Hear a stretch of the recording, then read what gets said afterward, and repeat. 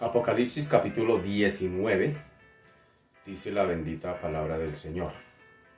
Versículo 1. Después de esto oí una gran voz de gran multitud en el cielo que decía: Aleluya, salvación y honra y gloria y poder son del Señor Dios nuestro, porque sus juicios son verdaderos y justos, pues ha juzgado a la gran ramera que ha corrompido la tierra con su fornicación, y ha vengado la sangre de sus siervos de la mano de ella. Otra vez dijeron: Aleluya, y el humo de ella sube por los siglos de los siglos. Apocalipsis capítulo 19, versículo 4.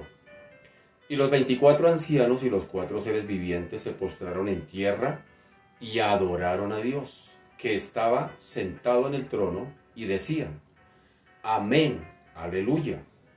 Y salió del trono una voz que decía: Alabad a nuestro Dios, todos sus siervos, y los que le teméis, así pequeños como grandes. Y oí como la voz de una gran multitud, como el estruendo de muchas aguas, y como la voz de grandes truenos, que decía: Aleluya, porque el Señor nuestro, Dios Todopoderoso, reina. Gocémonos y alegrémonos y démosle gloria, porque han llegado las bodas del Cordero, y su esposa se ha preparado, y a ella se le ha concedido que se vista de lino fino, limpio y resplandeciente, porque el lino fino es las acciones justas de los santos. Y el ángel me dijo: Escribe: bienaventurados los que son llamados a la cena de las bodas del Cordero. Y me dijo: Estas son palabras verdaderas de Dios. Yo me postré a sus pies para adorarle, y él me dijo: Mira, no lo hagas. Yo soy consiervo tuyo y de tus hermanos que retienen el testimonio de Jesús. Adora a Dios, porque el testimonio de Jesús es el espíritu de la profecía. Apocalipsis capítulo 19, versículo 1 al 9. Muy buenas noches, tengan ustedes, sean muy bienvenidos en esta hora de la noche de hoy jueves 25 de noviembre del año 2021. Este espacio titulado Tiempo del Porvenir, estamos haciendo un estudio muy sistemático del último libro de la Biblia, el libro del Apocalipsis. Bien, aquí este capítulo 19 que estamos comenzando hoy está pincelado prácticamente, por decirlo así de alguna manera artística, está pincelado sobre un lienzo de victoria. Es decir, la combinación de imágenes, expresiones y el contexto cristológico del mismo describen, en este capítulo 19, describen un clima apocalíptico, es decir, donde la justicia reina sobre la injusticia, donde la verdad reina sobre la mentira, donde Cristo sobre el anticristo, donde lo divino sobre lo satánico, donde el cielo sobre la tierra, donde los creyentes sobre los incrédulos. Es decir, en este capítulo 19, toda la problemática escatológica, todo el meollo del asunto por lo cual tantos y tantas estudiosos del Apocalipsis y de literatura escatológica, aquí parece desaguar prácticamente en lo aquí expuesto en este capítulo 19. Después de concluir el juicio de la Gran Babilonia, allá en el capítulo 17 y 18 de Apocalipsis, se nos traslada ahora al cielo, donde tiene lugar una grandiosa acción de gracias como consecuencia de los juicios de la condenación, o juicios divinos después de la condenación de la gran ramera, en el capítulo 17 y 18, como dije hace un momento, juicios que ya son consumados. Los cielos, aquí parece, se regocijan definitivamente después de la condenación de los impíos, porque esto, después de eso, dará lugar a un nuevo orden mundial en el que el legítimo rey y el único rey de este mundo vendrá a ocupar su trono a esta tierra, donde por tanto tiempo le ha sido rechazado. Esa tierra que tanto lo ha rechazado, esa humanidad que tanto lo ha rechazado, un día después del capítulo 17 y 18 de Apocalipsis, después de la condenación de la gran ramera, vendrá el Señor aquí a gobernar y reinar como el único y soberano rey. Vendrá a ocupar su trono en esta tierra donde tanto y por tanto tiempo le han rechazado. Por lo tanto, pues en estos primeros versículos que acabamos de leer vamos a considerar, digámoslo así, el gozo celestial por la destrucción final del malvado, perverso, corrupto sistema mundial de la bestia. Ya dijimos que el capítulo 17 tiene que ver con toda la degradación religiosa y toda la degradación política. Y en el capítulo 18, toda la degradación económica como sistema mundial. Todo esto tendrá que desaparecer. Y en estos primeros versículos es donde vamos a considerar que después de esa victoria viene un gozo celestial por la gloriosa victoria del Mesías. Tremendo eso, que se anuncia definitivamente como inminente. Es decir, por más que el ser humano quiera negar, quiera evadir, quiera omitir esa responsabilidad de un Dios justo, el juicio se dará. Será evidente. Esta gloria celestial no tiene nada que ver con los lamentos de dolor y tristeza que vimos con la destrucción o que ocurrirán aquí en la tierra en cuanto a la destrucción de esa Babilonia. No tiene nada que ver cuando Babilonia era destruida. O sea que ese gozo no tiene nada que ver con el lamento que se dará por la destrucción de la Babilonia allá en el capítulo 18, hablando de la comercial, en el capítulo 18, versículo 19, donde dice: después de la destrucción de Babilonia, de todo este sistema corrupto, dice: y echaron polvo sobre sus cabezas, y dieron voces, llorando y lamentando, y diciendo: ay, ay, ay, de la gran ciudad, en la cual todos los que tenían naves en el mar se habían enriquecido de sus riquezas, pues aún en una hora ha sido desolada. En algunos, o a algunos les puede parecer extraño este tipo de alabanza celestial, pero la destrucción de los malos, pero siempre, es decir, esto siempre ha sido común en las escrituras. Siempre que ha habido destrucción de los malos, ha habido júbilo dentro del pueblo de Dios. Es decir, Deuteronomio 32, versículo 43 dice: alabad, naciones, a su pueblo, porque él vengará la sangre de sus siervos y tomará venganza de sus enemigos y hará expiación por la tierra de su pueblo. Ahora leamos un salmito, el Salmo 58:10. Dice: se alegrará el justo cuando viere la venganza, sus pies lavará en la sangre del impío. Entonces dirá el hombre: ciertamente hay galardón para el justo, y hay Dios que juzga la tierra. Otro salmito, el Salmo 96. Alégrense los cielos y gócese la tierra, brame el mar y su plenitud, regocíjese el campo y todo lo que en él está.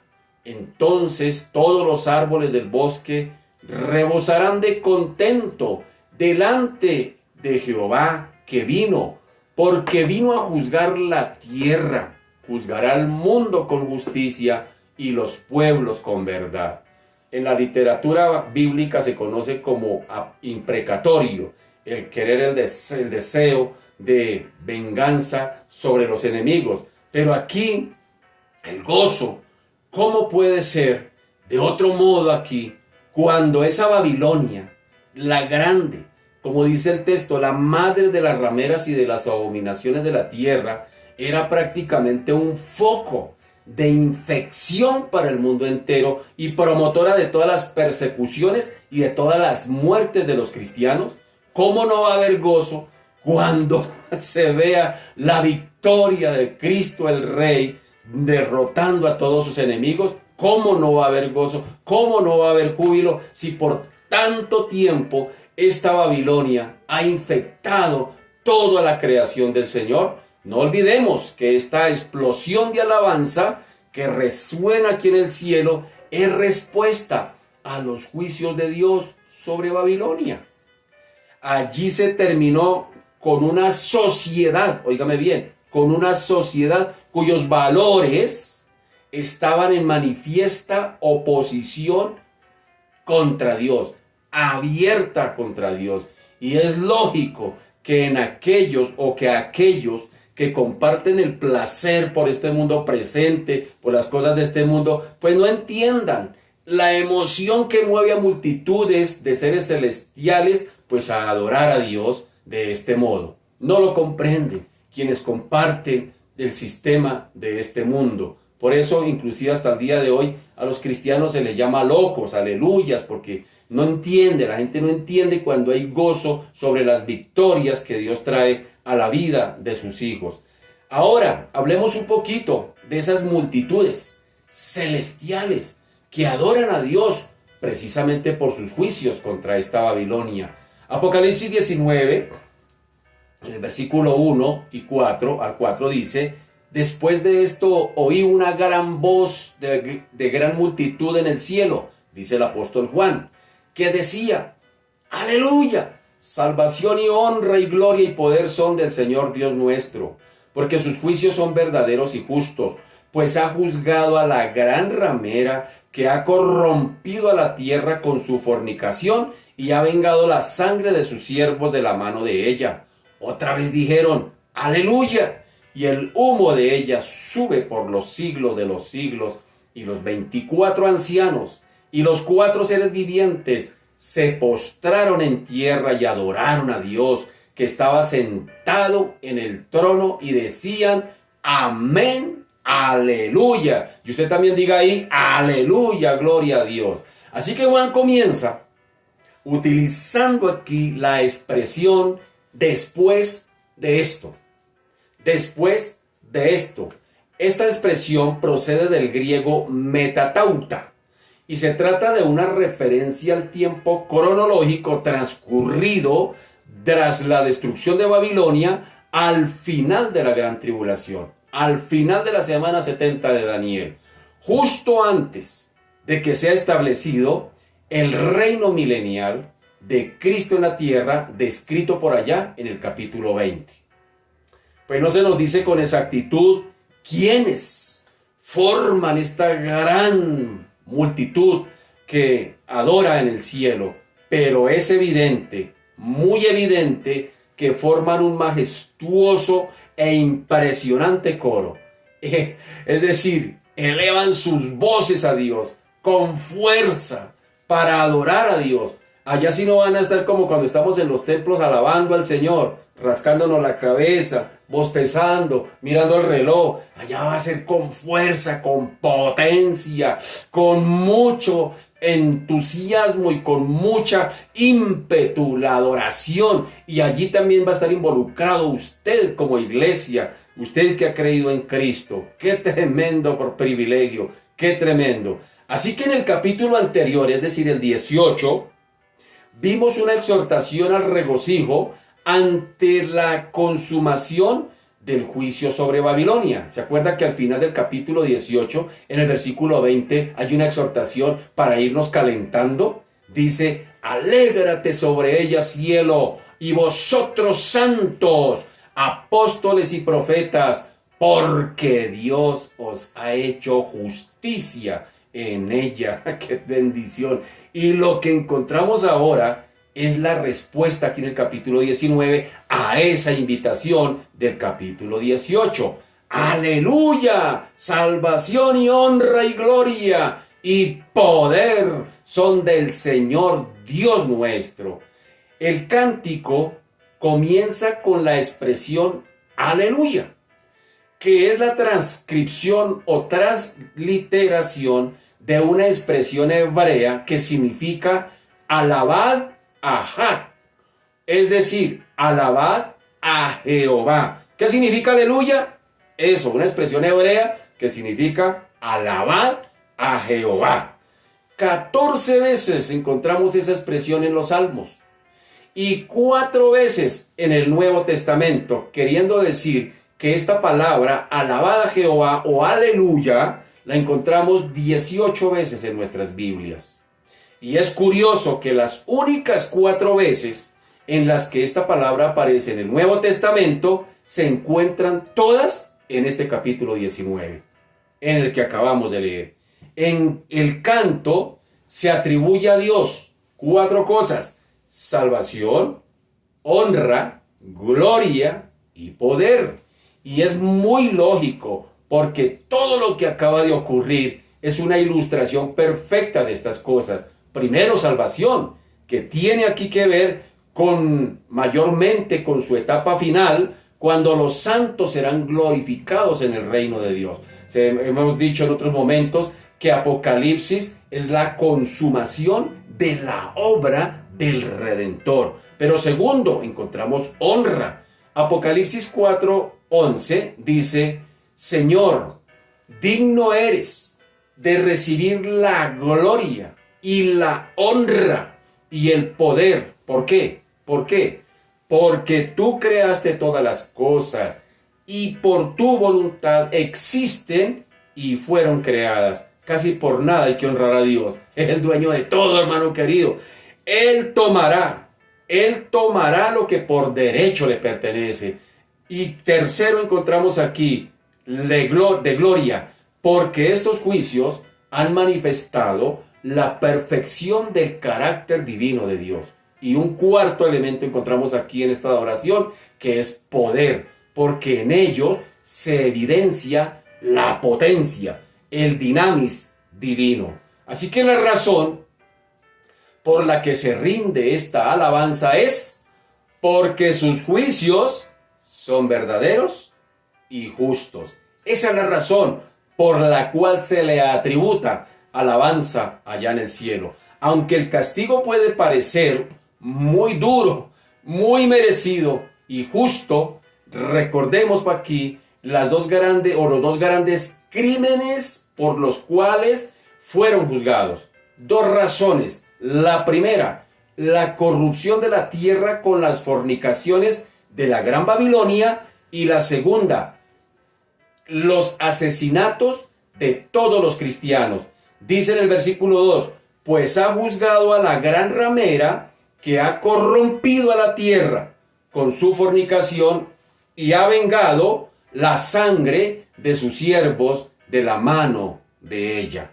Así que Babilonia enseñaba a pecar a otros y perseguía a muerte a quienes no la seguían en sus desenfrenos pecaminosos.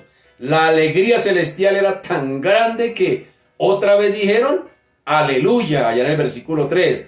En este segundo aleluya está relacionado con lo definitivo y perpetuo del juicio divino ejecutado sobre Babilonia, porque dice en el versículo 3, y el humo de ella sube por los siglos de los siglos. Así que las consecuencias de este juicio son eternas. ¡Qué tremendo! Como eternas serán también las consecuencias del juicio sobre los que siguieron, sobre sus seguidores, los seguidores de la bestia, es decir, del anticristo. Esto quedará como un recordatorio permanente de la justicia de Dios. ¿Dónde quedará? ¿Quién lo dijo? ¿Quién lo anticipó? El Señor en Marcos capítulo 9 dijo, donde el gusano de ellos no muere y el fuego nunca se apaga. Apocalipsis 14:11 dice, y el humo de su tormento sube por los siglos de los siglos y no tienen reposo de día ni de noche los que adoran a la bestia y a su imagen, ni nadie que reciba la marca de su nombre. ¿Sí nota? Ahora también los 24 ancianos y los 4 seres vivientes del versículo 4 se unieron a la adoración celestial al que estaba sentado en el trono y decían, amén, aleluya. ¿Quiénes son los 24 ancianos? Pues tipifica las 12 tribus de Israel y los 12 apóstoles y representa a la iglesia redimida. Ahora miremos aquí, en el versículo 5, la exhortación para alabar a Dios.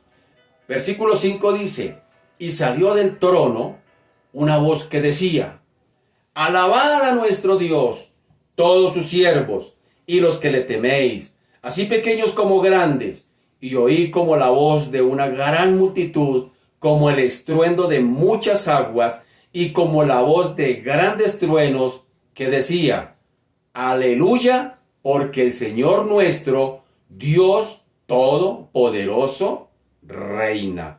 Así que a continuación, una voz celestial exhorta a todos los siervos de Dios para que le adoren.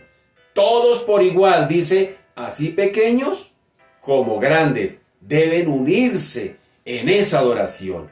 En respuesta a este llamamiento, Juan dice, en Apocalipsis, y oí como la voz de una gran multitud, como el estruendo de muchas aguas, y como la voz de grandes truenos, que decía, aleluya, porque el Señor nuestro Dios Todopoderoso reina. Tremenda majestuosidad de adoración. Este es el tercer aleluya que encontramos aquí y resuena con mucho más fuerza que los dos anteriores.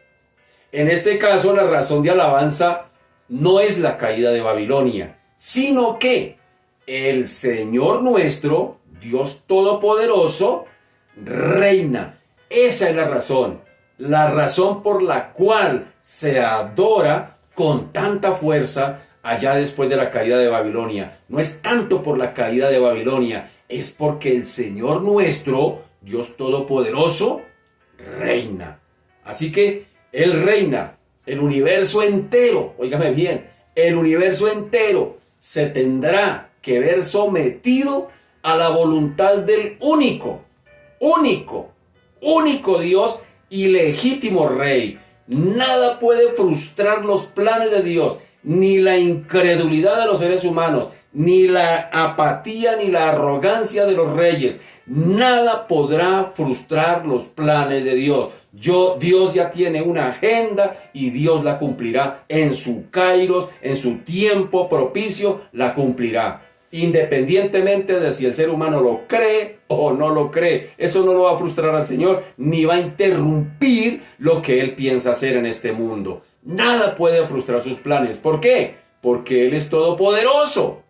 Y aunque en este momento todavía no se ha materializado prácticamente esto, los coros celestiales ya lo celebran, ya como un hecho consumado. Nadie ni nada podrá impedirlo, como tuvo que reconocer allá el rey del imperio medo-babilónico, allá el rey Nabucodonosor. Después de haber estado por 7 años comiendo hierba con las bestias, durmiendo en el campo, él tuvo que reconocer la grandeza del Señor. Dice en Daniel capítulo 4, dice, y son palabras de Nabucodonosor, dice, todos los habitantes de la tierra son considerados como nada, y él hace según su voluntad en el ejército del cielo y en los habitantes de la tierra, y no hay quien detenga su mano y le diga, ¿qué haces? ¡Qué tremendo! Lo tuvo que reconocer Nabucodonosor allá en el imperio medio babilónico. Ahora miremos aquí algo impresionante, lo que le espera a usted como cristiano, como creyente, usted que ha creído en Cristo, que no ha rechazado a Cristo, que ha aceptado la invitación de Cristo. Prepárese, abróchese el cinturón, porque viene la cena de las bodas del Cordero. Ahora se destaca el triunfo de los siervos de Dios mediante el simbolismo de una boda celestial. Se considera aquí a la iglesia como la desposada de Cristo. La imagen del matrimonio se emplea con frecuencia en la Biblia. En el Antiguo Testamento, los profetas hablaron una y otra vez acerca de Israel como la esposa del Señor. Por ejemplo, Oseas capítulo 2, él dijo, y te desposaré conmigo para siempre, te desposaré conmigo en justicia, juicio, benignidad y misericordia, y te desposaré conmigo en fidelidad y conocerás a Jehová. Isaías también dijo presente, allá en el capítulo 54, porque tu marido es tu hacedor. Jehová de los ejércitos es tu nombre, es su nombre, y tu Redentor, el Santo de Israel, Dios de toda la tierra será llamado. Y Jeremías dijo, aquí estoy. Jeremías capítulo 3 dice, convertíos hijos rebeldes, dice Jehová, porque yo soy vuestro esposo, y os tomaré uno de cada ciudad y dos de cada familia, y os introduciré en Sión, que es la misma región o la misma ciudad de Jerusalén. Ezequiel también afirma acerca de Israel como la esposa del Señor en todo el capítulo 16. Ese sí se lo dejo de tarea, léalo todo, capítulo 16 de Ezequiel. Y en el Nuevo Testamento nos presenta a Cristo como el esposo o novia de la iglesia. ¿Por qué digo esposo o novia? Ahorita se lo voy a explicar. De la iglesia. ¿Por qué? Mateo 9:15 dice, Jesús le dijo, ¿acaso pueden los que están de bodas tener luto entre tanto que el esposo está con ellos? Pero vendrán días cuando el esposo les será quitado y entonces ayunarán. Segunda de Corintios capítulo 11 en el Nuevo Testamento nos dice, porque os celo con celo de Dios, pues os he desposado con un solo esposo para presentaros como una virgen pura a Cristo.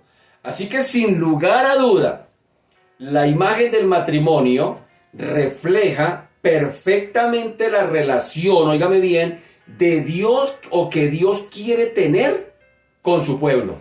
¿Por qué? Primero, por el intenso amor que hay entre los cónyuges. Segundo, por la íntima, indisoluble unión que llega a haber entre ellos, formando una sola carne. Tercero, por el gozo de amar y ser amados. Y un cuarto punto, por la fidelidad que se espera entre ambos. Es la relación que el Señor quiere tener con su pueblo. Ahora bien, para entender bien esta figura, se nos es necesario que primero sepamos cómo era la preparación y la celebración de una boda en los tiempos bíblicos. Esta se llevaba a cabo en varias fases. En primer lugar, se llevaba a cabo el desposorio o el compromiso. Es decir, este era un acuerdo que se llevaba a cabo entre los padres de los novios. Oigan, eran los padres de los novios quienes hacían ese compromiso. Y esto ocurría con frecuencia cuando los novios todavía eran niños. Y en ese momento se pagaba lo que se conoce como la dote acordada. ¿Qué es una dote? Una dote es, le voy a explicar qué es una dote. La dote es el patrimonio, óigame bien, el patrimonio que la futura esposa o su familia entregan al novio, siendo en muchos casos proporcional al estatus social del futuro esposo. Su significado, según diferentes culturas, bien sería el de contribuir a la manutención de la propia novia o contribuir a las cargas matrimoniales. En todo caso, la dote se otorga al hombre, quien la administra durante la duración del matrimonio, y de producirse el repudio, la separación o el divorcio, tendría que devolverla. Si nota, es la novia la que tiene que llevar la dote, o la familia de la dote, de la novia, perdón. Ahora Génesis 34 dice, aumentad a cargo mío mucha dote y dones, y yo daré cuanto me dieres, me dijeres, y dadme la joven por mujer. Aquí está hablando Siquén, hijo de Amor, y Amor también. ¿Quiénes eran? Pues había habido un caso que una de las hijas de Jacob y de Lea, es decir, Dina, había sido deshonrada por Siquén. Pero Siquén se enamoró de la china y entonces ¿qué pasó? Fue y la pidió en matrimonio a Jacob y a los hermanos. Y es cuando él dice, el que está hablando aquí es Siquén. Y Siquén dice, aumentad a cargo mío mucha dote y dones, y yo daré cuanto me dijeres, y dadme la joven por mujer. ¿Sí nota? Ahora, agárrese duro, porque Cristo, óigame bien, nosotros somos la novia. Nosotros somos la novia del Señor. La iglesia es la novia del Señor. Y sin embargo, óigame bien, quien pagó la dote no fue la novia. Quien pagó la dote fue Cristo. Cristo pagó la dote por usted y por mí. Aleluya, mi querido. Efesios capítulo 5, versículo 25 dice, maridos, amad a vuestras mujeres, así como Cristo, oiga bien, así como Cristo amó a la iglesia, a su novia, y se entregó a sí mismo por ella. Esa es la dote que pagó el Señor. Ahora lo segundo, después de esto, después de llevar a cabo el desposorio, ahora venía un periodo de tiempo donde llegaba el momento de la presentación. Es decir, el novio, vestido con sus mejores galas y acompañado de sus amigos, se dirigía a la casa de la prometida. Y allí recibe a la novia, que junto con sus damas de honor son llevadas a la casa del novio, donde se celebraba la ceremonia. Y un tercer elemento, un tercer paso de esta boda, era que esta ceremonia era la tercera, o mejor, esta ceremonia era la tercera parte más importante dentro de la fase de la boda. Y durante ella, óigame bien, se intercambiaban los votos. Después de la ceremonia tendría un lugar, una cena, una comida final, y a la que seguía la consumación del matrimonio. Así que esta comida podría extenderse por 7 días o inclusive más, dependiendo pues del estatus social o de la condición social y económica de los contrayentes. Ahora, este simbolismo se cumple perfectamente en la relación de Cristo con la iglesia. Primero, el contrato nupcial fue firmado. El Señor ya pagó la dote, como dije hace un momento. Cuando Cristo redimió a su iglesia por medio de su muerte en la cruz. Efesios 5:25, volvámoslo a leer, dice, maridos, amad a vuestras mujeres, así como Cristo amó a la iglesia y se entregó a sí mismo por ella. ¿Para qué? Para santificarla, habiéndola purificado en el lavamiento del agua por la palabra, a fin de presentársela a sí mismo, una iglesia gloriosa, que no tuviese mancha, ni arruga, ni cosa semejante, sino que fuese santa y sin mancha. Ahora, desde ese momento, todo verdadero creyente, óigame bien, todo verdadero creyente, todo el que reciba a Jesús en su corazón como su Señor y Salvador, todo el que reconoce sus pecados y viene a Cristo con la actitud de arrepentimiento y le dice, sí Señor, yo me arrepiento de mis pecados, quiero recibirte en mi corazón como mi Señor y Salvador, a partir de ese momento está unido legalmente a Cristo en compromiso matrimonial. ¡Qué tremendo! Y segunda de Corintios lo dice, 11:2, dice, porque os celo con celo de Dios, pues os he desposado con un solo esposo para presentaros como una virgen pura a Cristo. ¡Qué tremendo! Ahora lo segundo, después de un periodo de separación, que es el que nos encontramos en este momento, esperando la segunda venida de Cristo, esperando el rapto de la iglesia, en este periodo es el que nos encontramos, llegará la segunda etapa, que se cumplirá cuando Cristo, acompañado de sus santos ángeles, venga a recoger su iglesia, la novia, por medio del arrebatamiento. Este es el momento cuando el novio viene con sus amigos, es decir, con los ángeles, a buscar a la esposa, a la desposada, la novia, la iglesia, para llevársela para su casa. ¡Qué tremendo! Me dice, dijo alguien por ahí. Mateo 25 dice, Entonces el reino de los cielos será semejante a 10 vírgenes que tomando sus lámparas salieron a recibir al esposo. 5 de ellas eran prudentes y 5 insensatas. Las insensatas tomando las lámparas no tomaron consigo aceite, mas las prudentes tomaron aceite en sus vasijas juntamente con sus lámparas. Y tardándose el esposo, cabecearon todas y se durmieron. Y a la medianoche se oyó un clamor: aquí viene el esposo, salid a recibirle.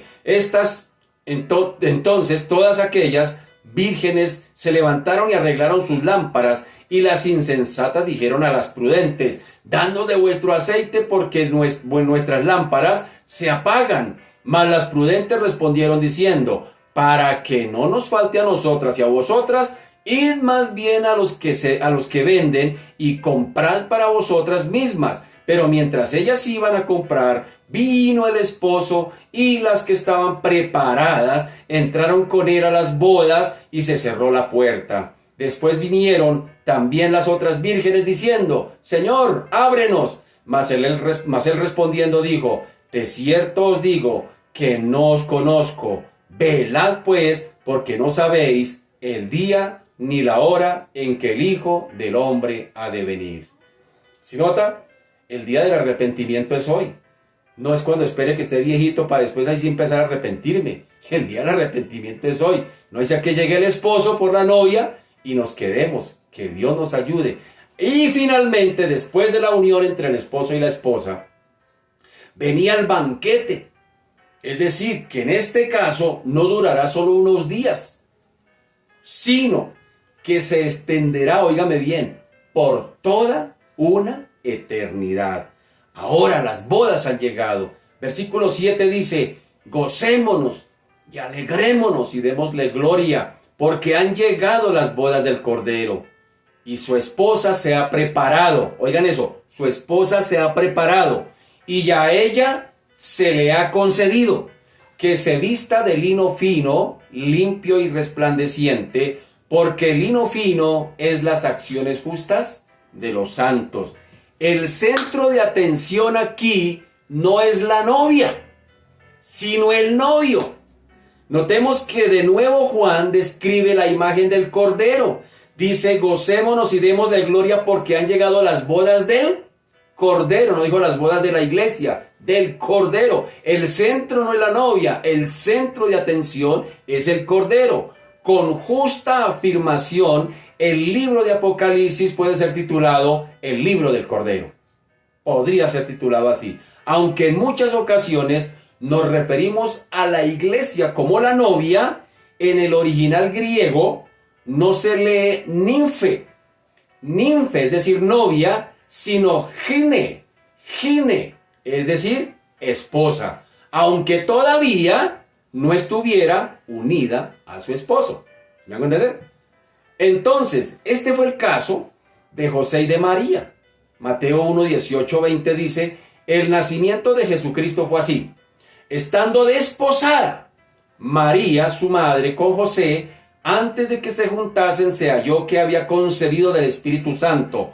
José, su marido, mira que no dice José su novio, José, su marido, como era justo y no quería infamarla, quiso dejarla secretamente. Y pensando él en esto, he aquí un ángel del Señor le apareció en sueños y le dijo: José, hijo de David, no temas recibir a María, tu mujer, no dijo tu novia, tu mujer, porque lo que en ella es engendrado del Espíritu Santo es. Así que es en este contexto hebraico que la iglesia se ve como la esposa, aunque en realidad es la novia. ¿Sí nota? La novia del Señor. Ahora, hablando de Israel, Israel en el Antiguo Testamento era considerada como la esposa de Dios, pero espiritualmente, la esposa del Señor cometió adulterio.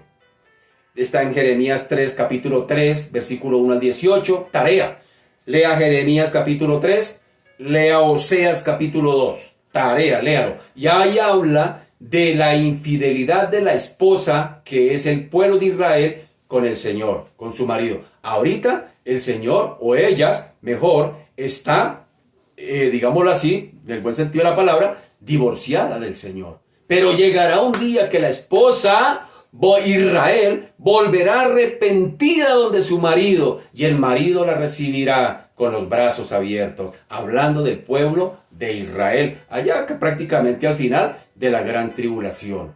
En el Nuevo Testamento no se habla de Israel como la esposa, sino de la iglesia, como la virgen, la desposada o la esposa del Cordero, en relación con estas bodas entre Cristo y la iglesia. Mateo 25 dice, parábola de las 10 vírgenes.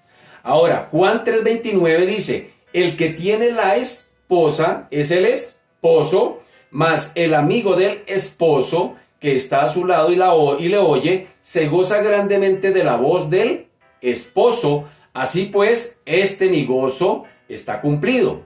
Ahora, segunda de Corintios 11 dice, porque os celo con celo de Dios, pues os he desposado con un solo esposo, para presentaros como una virgen pura a Cristo. Y en Efesios 5:27 habla, a fin de presentársela a sí mismo una iglesia. Ahora sí habla de la iglesia. Una iglesia gloriosa, que no tuviese mancha ni arruga, ni cosa semejante, sino que fuese santa y sin mancha. Así que es importante aquí que notemos que el pasaje que estamos estudiando de Apocalipsis tiene que ver con la última etapa de la boda, es decir, el banquete nupcial que tenía lugar después de la ceremonia de la unión, como no podía ser de otra manera. El pasaje comienza con una exhortación al regocijo y a la adoración, diciendo, gocémonos y alegrémonos y démosle gloria. ¿Y cuál es la razón? Porque han llegado las bodas del Cordero. Estamos hablando aquí de este pasaje de Apocalipsis que acabamos de leer, es decir, capítulo 19, versículos 7 y 8. Gocémonos y alegrémonos y démosle gloria, porque han llegado las bodas del Cordero. Esa es la razón, esa es la razón. Entonces el momento tan largamente esperado ha llegado. A partir de aquí, la iglesia ya para siempre estará con él, con aquel que tanto la amó y que estuvo dispuesto a entregarse a sí mismo por ella. Llegó el momento. Por una parte se dice que su esposa se ha preparado adecuadamente para este encuentro. Es decir, notemos aquí que no se trata tanto de lo que Cristo ha hecho por la iglesia cuando la lavó y la purificó en Efesios, sino de la forma en la que ella se ha preparado. La imagen es sencilla de entender.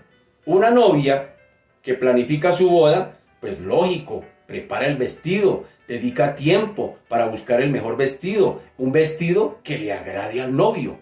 Y así debe hacer también la iglesia en este tiempo presente, no viviendo para sí misma, sino pensando en agradar a su esposo que viene a buscarla en cualquier momento.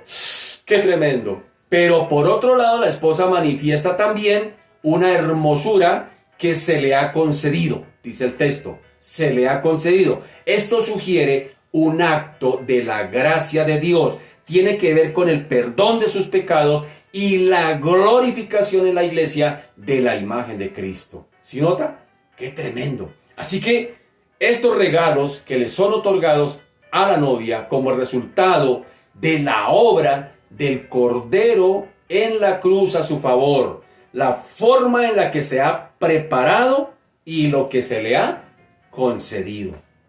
Es de esa manera. Así que para presentarse como una novia hermosamente vestida, hablando de la iglesia, mantienen el equilibrio entre la responsabilidad del creyente y la soberanía de Dios, entre la responsabilidad de los seres humanos que quieran estar en esas bodas, pero también la soberanía de Dios.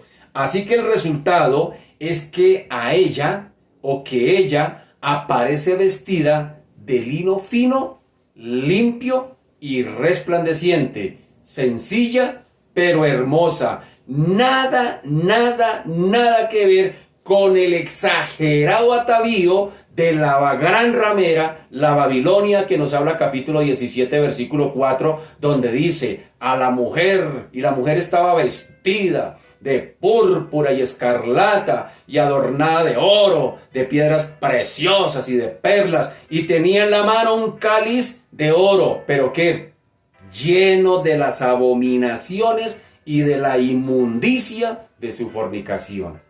¡Qué diferencia tan marcada! En cuanto a la procedencia del vestido nupcial, se nos dice que el lino es las acciones justas de los santos. Esto no contradice el hecho de que le ha sido dado por Dios, porque al fin y al cabo, todo lo que llegásemos a hacer es producto de su gracia. ¿Sí me hago entender? Así que este hecho no anula de ninguna manera la responsabilidad humana que tenemos. Y lo que se nos dice aquí es que todo aquello que hagamos como cristianos en este tiempo, guiados por el Espíritu Santo, contribuirá a embellecer el vestido que la esposa lucirá en ese momento. ¡Qué tremendo! No debemos pasar por alto la exhortación que implícitamente encontramos aquí. Cada cristiano debe contribuir con sus buenas obras a tejer un vestido nupcial que agrade a Cristo en ese día glorioso. Dice, porque el lino fino es las acciones justas de los santos. Versículo 8 en su parte B. Será un momento maravilloso, será un momento esplendoroso. Y en el versículo 9 dice, y el ángel me dijo, escribe, bienaventurados los que son llamados a la cena de las bodas del Cordero. Y me dijo, estas son palabras verdaderas de Dios. Ahora bien, ¿quiénes son los llamados a la cena de las bodas del Cordero? La pregunta. Es interesante notar aquí que ningún hombre y ninguna mujer, por sus propios méritos terrenales, ni religiosos, ni académicos, ni profesionales, no se puede invitar a sí mismo a las bodas del Cordero, y menos a la cena. Hay que responder al llamado divino que hace el Señor si se quiere entrada para tan majestuosa celebración. No podemos entrar en nuestras fuerzas. La única razón es atender la invitación que se nos hace. Fijémonos aquí en otro detalle. Tomando en cuenta, óigame bien, que la iglesia es la novia, hay que concluir que ella no pertenece a los invitados. Ella es la novia. Juan el Bautista se vio a sí mismo como un amigo del esposo, es decir, como un invitado. Juan 3:29 dice, el que tiene la esposa es el esposo, mas el amigo del esposo que está a su lado y le oye, se goza grandemente de la voz del esposo. Así pues, mi gozo está cumplido. Por lo tanto, óigame bien, todos los santos del Antiguo Testamento y los mártires de la tribulación formarán esa compañía de invitados. Sin embargo, aunque hacen parte, óigame bien, aunque hacen parte de la primera resurrección, que es Cristo, la iglesia, los santos del Antiguo Testamento, los mártires de la gran tribulación, todos estos hacen parte de la primera resurrección cuyas primicias es Cristo, es el primero de los resucitados entre los muertos. Y estos, aunque hacen parte, óigame bien, todos estos, aunque hagan parte de la primera resurrección, son solo invitados. Óigame, qué privilegio. Son solo invitados, mientras que la iglesia es la novia. ¡Qué tremendo! ¡Qué tremendo privilegio que tenemos nosotros como iglesia, hermano querido! Somos la novia, no somos solamente invitados. Todos los del Antiguo Testamento van a ser invitados. Los mártires de la gran tribulación van a ser invitados. Los mártires que han habido a lo largo de la historia por la causa de Cristo van a ser solo invitados. Y nosotros, la iglesia del Señor, es la única que va a ser la novia. ¡Qué tremendo privilegio! Y aunque dice la Escritura, muchos fueron llamados, pero no quisieron ir. Eso está en Mateo 22:14. Para resumir, dice, porque muchos son llamados y pocos los escogidos.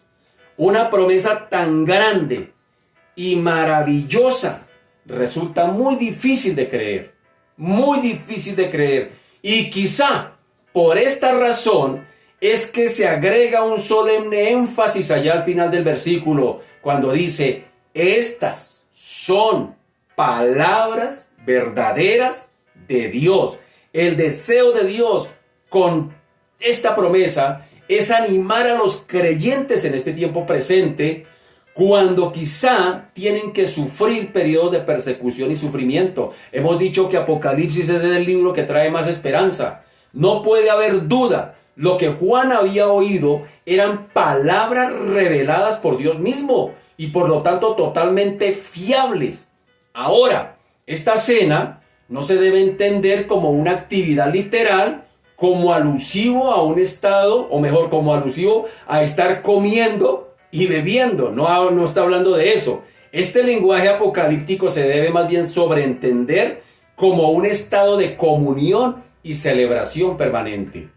Ahora, Juan aquí también intenta adorar al mensajero. En el versículo 10 dice: yo me postré a sus pies para adorarle, y él me dijo: mira, no lo hagas, yo soy consiervo tuyo y de tus hermanos que retienen el testimonio de Jesús. Adora a Dios, porque el testimonio de Jesús es el espíritu de la profecía. Ahora, debido a la grandeza de lo que Juan está viendo y escuchando, quedó tan maravillado Juan que cayó a los pies del mensajero con intención de adorarle. Sin embargo, el ángel fue completamente honesto con él y le dijo: mira, no lo hagas, yo soy consiervo tuyo y de tus hermanos que retienen el testimonio de Jesús. Adora a Dios. Entonces, ¿pero cómo entonces adoramos a Dios correctamente? Y la pregunta: ¿cómo lo adoramos? Pues el mismo versículo nos da la respuesta. Dice: porque el testimonio de Jesús es el espíritu de la profecía. Es decir, toda la palabra de Dios nos lleva a poner nuestra mirada en un solo personaje, llamado Jesús. Este ángel o cualquier otro siervo de Dios solo pueden ser transmisores de la revelación divina. Debemos tener mucho cuidado y no predicar otra cosa sino a Jesús. Toda la escritura es el testimonio de su persona y de su obra. El centro de la escritura, el centro de la Biblia es Cristo. No es nadie más, mi querido. Nadie más. Los predicadores solamente somos mensajeros y solamente transmitimos el mensaje. Y el centro siempre debe ser Cristo. Cristo, Cristo. Así que Dios nos ayude, mi querido, a que estemos preparados para cuando venga el esposo por la esposa, hermano querido, por la novia. Que Dios nos ayude. Y aquellos que tal vez todavía no hacen parte de esa comunidad que tiene que ver con la novia, pues es sencillo para poder hacer parte de ella. Solamente reconocer que Él es el único Dios, reconocer nuestra condición, que somos pecadores, y decirle al Señor que venga a nuestras vidas, venga a nuestros corazones, que reconocemos que Él es nuestro único Dios, y empezar a adorarle, empezar, como decía el texto, a ponerle, a adorar, a decorar el vestido, a prepararlo con acciones justas, viviendo en santidad, viviendo en obediencia, viviendo según la voluntad de Dios. Vamos haciendo acciones justas, vamos preparando el vestido para cuando llegue el novio por la novia. Que Dios nos ayude. Que Dios nos ayude. Oremos al Señor, que ya se nos fue el tiempo. Padre, te damos gracias, te bendecimos. Exaltamos tu nombre, Señor. Gracias, Padre amado, porque hay una esperanza gloriosa. Señor Dios de la gloria, una chica cuando está a punto de casarse, Señor, viene ansiedad, viene alegría, viene gozo, que anhela el tiempo, anhela el momento, prepara una cosa, prepara la otra, Señor Dios de la gloria. Es tipo, Señor Dios de la gloria, la iglesia. La iglesia deberíamos estar en la misma actitud. Señor, preparando el vestido, preparándonos con gozo, preparándonos, Señor, con fidelidad, preparándonos en obediencia, bendito Señor, y anhelando la venida del esposo que eres tú mismo, Señor. Un día vendrás por la iglesia, un día vendrás a llevarte a la iglesia, Padre amado, para participar de esas bodas, bendito Señor, por toda una eternidad. Qué privilegio el que nos espera a los cristianos, a los que hemos creído en Cristo, a los que hemos dicho, sí, yo quiero recibir a Cristo en mi corazón, reconozco que soy pecador y que nada, yo no puedo hacer nada para entrar a esas bodas. Y quiero entrar no como invitado, quiero entrar como la novia. Señor, en esta hora oro a ti, Señor Dios de la gloria, por todos aquellos que no te conocen, por todos aquellos benditos Señor Dios de la gloria, que hasta el día de hoy, Señor Padre amado, han sido, Señor, apáticos, bendito Señor Dios de la gloria, a volverse a ti. Señor, ayúdanos a entender, Señor Dios de la gloria, de que no estamos hablando de una religión, estamos hablando del Cristo, Señor, que vino a redimirnos, pero que un día vendrá, Señor Dios de la gloria, a llevarnos para estar definitivamente con Él por toda una eternidad. Señor Dios de la gloria, hoy oro por tantos, oro por nuestras familias, oro por nuestros vecinos, oro por nuestros amigos, bendito Señor Dios de la gloria, para que un día puedan tomar esa decisión, bendito Señor, antes de que sea demasiado tarde, bendito Señor, antes de que venga el novio y le pase como le pasó a estas que no tenían las lámparas encendidas y se fueron a comprar el aceite y cuando llegaron la puerta ya estaba cerrada. Señor Dios de la gloria, todavía la puerta de la salvación está abierta para ti, mi querido, para que tú vengas en actitud de arrepentimiento y le digas, sí Señor, yo te quiero recibir en mi corazón, ven como mi Señor, ven como mi Salvador, reconozco que soy pecador, pecadora, que te necesito y quiero que escribas mi nombre en el libro de la vida, que no lo borres de allí jamás y que cuando tú vengas por la novia, yo pueda estar ahí también, yo pueda estar ahí con la iglesia, yo pueda estar ahí y partir contigo, bendito Señor, por esa celebración, por toda la eternidad, bendito Señor, que nos espera. Padre amado, pero también oro por el pueblo de Dios, por la novia, la iglesia, bendito Señor. Ayúdanos, bendito Señor, a limpiarnos, a estar listas, a estar listo el vestido, bendito Señor, a estar preparados para que ese momento llegue. Y mientras ese momento llega, Señor, predicaremos tu palabra, te serviremos, Señor, con alegría, te esperaremos con gozo, bendito Señor, aún en medio de los problemas, Señor Dios de la gloria, tenemos la bendita esperanza de que un día vendrá, Señor Dios de la gloria, a sacar a tu novia, Padre amado, y llevártela contigo, ya no como la novia, sino como la esposa, Padre amado. Te bendecimos y te damos a ti toda la gloria en el nombre poderoso de Jesús. Amén y amén. Bien, mis amados, muchas gracias por su fina sintonía. Se nos ha ido el tiempo. Le deseo que pase una feliz noche, que descanse. Un abracito para todos, amados míos. Una bendición para todos. Chao, mis amados. Bendiciones.